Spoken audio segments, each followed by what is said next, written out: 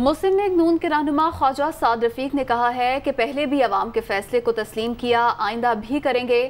ثابت ہو گیا حکومت اور ریاستی اداروں کی طرف سے کوئی مداخلت نہیں ہوئی۔ انہوں نے یہ بھی کہا کہ کوئی پچھتاوا نہیں، جدوجہد جاری رہے گی، آئندہ کے لاحق عمل کا فیصلہ جلد ہو جائے گا۔ وہ لاہور میں نیوز کانفرنس کر رہے تھے۔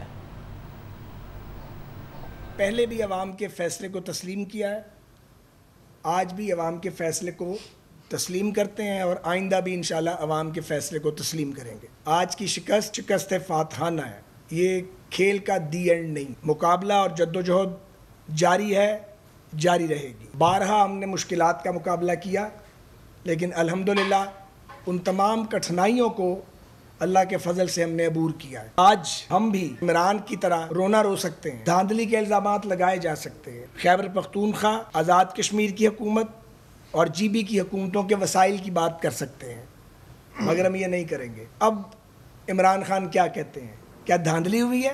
بقول ان کے جو وہ شام 6 بجے تک کہہ رہے تھے اور عدالتیں کھولنے کی بات کر رہے تھے، کچھ چیزیں ثابت ہو گئی ہیں۔ سب سے اہم بات یہ ہے کہ یہ شخص ایک بار پھر اور اس کے ساتھی جھوٹے ثابت ہوئے۔ یہ نتائج بتا رہے ہیں کہ establishment, election commission of Pakistan, وفاقی حکومت اور پنجاب کی صوبائی حکومت مکمل طور پر غیر جانبدار تھے، اور یہ ایک سیاسی مقابلہ تھا جو سیاسی قوتوں کے مابین تھا۔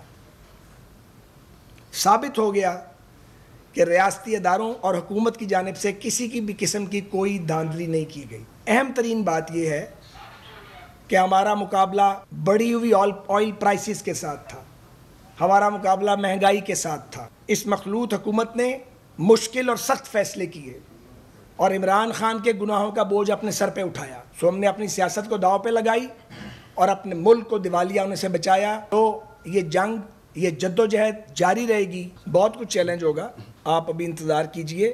ہم فیصلوں کا اعلان اس وقت نہیں کر سکتے کیونکہ مشاورت جاری ہے۔